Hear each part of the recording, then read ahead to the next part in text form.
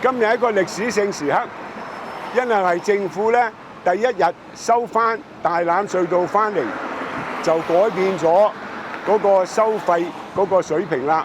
後邊啲更亭咧，以前全部要停低俾錢嘅，咁啊繁忙時間每次仲要俾58蚊，而家咧就唔使啦，直過電子收費。咁啊，大家以為一定係大幅減價㗎啦，因為屯門公路一路都係免費㗎嘛。點知咧，佢而家係減到45蚊咋，雞碎咁多啊！嗱，今日咧你又會收18蚊，因為今日假期啊。跟住去到翻工日子咧，又去翻45蚊㗎啦。大欖隧道咧，而家今年27歲啦，政府一個仙都冇投資過，俾人哋啲企業咧專營咗27年。咁啊，而家收翻啦，今日係第一日，政府收翻，咁咧就千呼萬喚啦，萬眾期待啦，個個都希望咧。佢同屯門公路一樣，就全日免費。哈！點知政府咧，竟然啊，由58蚊嘅隧道費私家車咧，減咗雞碎咁多，減得個45蚊啫。咁啊，其他時段咧就分別係30蚊，同埋半夜3更啊18蚊，都唔肯免費。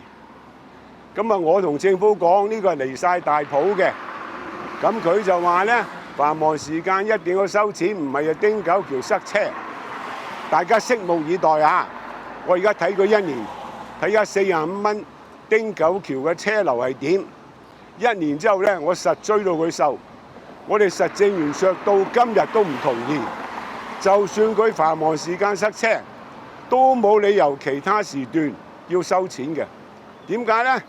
因為呢條隧道離晒大埔係全香港賺錢最多嗰條，我哋有9條免費隧道，竟然呢條咧平時啊唔塞車嘅時候咧都收錢，結果咧就大賺3億幾嘅。嗱，你話離唔離譜啊？我哋而家香港有9條免費隧道，包括政府投資咗400幾億嘅中環繞道，全日免費嘅。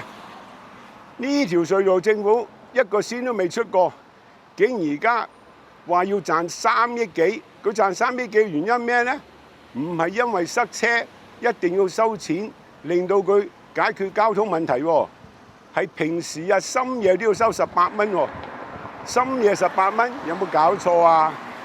好啦，咁所以咧呢樣嘢咧，我就一路同佢糾纏落去㗎啦。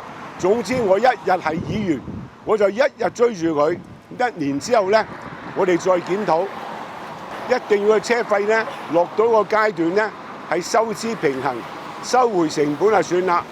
嗱，今日咧就天公造美，我咧就同實政圓桌100位嘅義工朋友咧一早就約咗啦，就去昂坪360一日遊，順便咧就去寶蓮寺食下齋，我好耐都冇食過啦。咁我呢個5歲嘅孫仔啊！一聽到話昂坪360咧，就嘈住話要跟住我嚟，咁所以今日咧就着數啦，益埋佢，帶埋佢去360試下食齋。